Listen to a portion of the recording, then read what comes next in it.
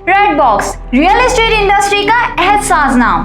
आपने दिया हमें भरोसा और अपना एतमाद और किया हम पे बेइंतहा यकीन। हम ला रहे हैं आपके लिए कराची के बाद इस्लामाबाद में different opportunities, real estate industry और इससे जुड़े तमाम projects. For more details and updates stay tuned to Red box.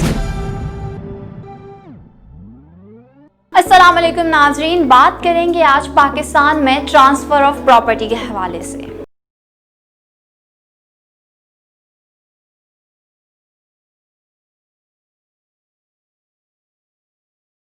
दो तरह की ट्रांसफर्स होती हैं, एक वॉलंटियर और दूसरा नॉन वॉलंटियर।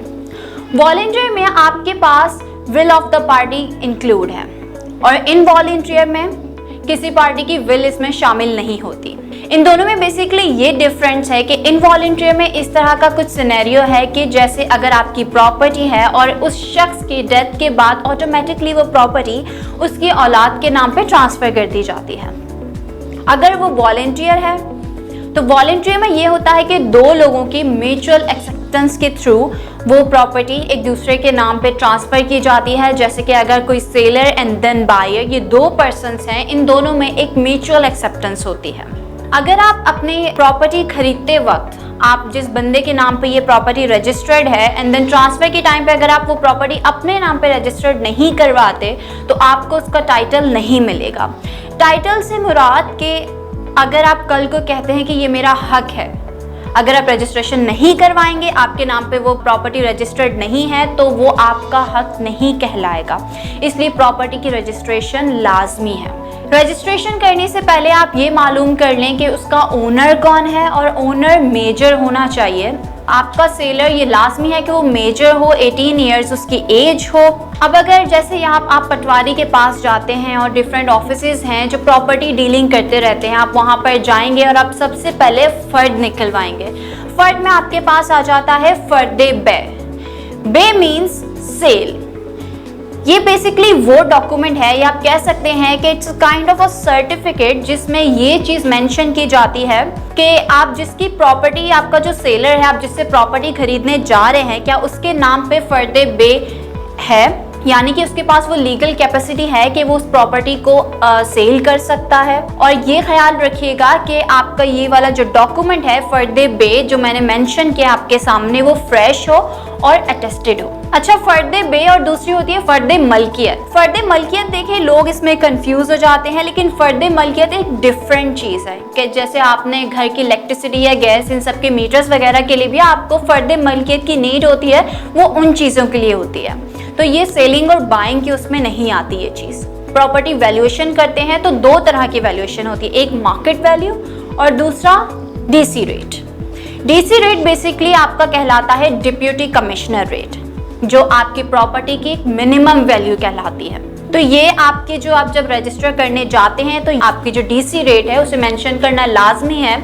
और ये हर एरिया का जो है वो एक स्पेसिफिक करार दे दिया गया है। गवर्नमेंट ने आपको ये एक रिलैक्सेशन दे दी है, ये चीज़ पहले से ही मेंशन करके कि इसका ये डीसी रेट है। अब ये है कि आप जो प्रॉपर्टी सेल करने जा रहे हैं उसका डीसी रेट कैसे मालूम किया जाए। आप इंटरनेट पे जाएं तो वहाँ पे आप अपना एरिया मेंशन करें, वो आपको आपके डिवीजन के लिहाज से, आपके एरिया के लिहाज से आपका डीसी रेट आपको मिल जाएगा।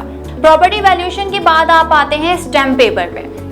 आप स्टैम्प पेपर परचेज करते हैं जिसमें आप अपना 3% वैल्यू लिखवाते हैं। 3% में सबसे पहला जो आपके पास आता है, आपका 1% जाता है आपके रजिस्ट्री ऑफिस की तरफ। पहला रजिस्ट्री ऑफिस, दूसरा स्टैम्प पेपर और तीसरा FBR।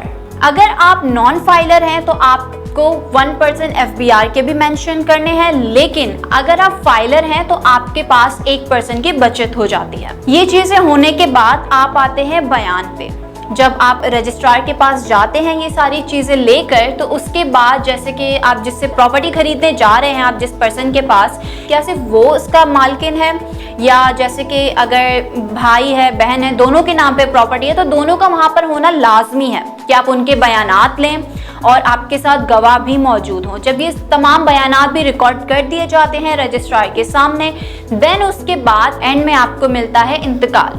इंतकाल यानी जमीन का इंतकाल आपको मौसूल हो जाता है, वो एक इंतकाल नंबर आपको प्रोवाइड कर दिया जाता है जिससे ये चीज क्लियर हो जाती है कि जमीन आपके नाम पर ट्रांसफर कर दी गई है। तो इसके बेसिकली 3 प्रोसेस मैंने आपको बताया। नंबर 1 फर्द, रजिस्ट्री एंड देन इंतकाल। तो नाज़रीन ये एक सिंपल सा प्रोसीजर है, इन माइनर सी चीज़ों को समझने की और इनकी नो हाउ बहुत लाजमी है।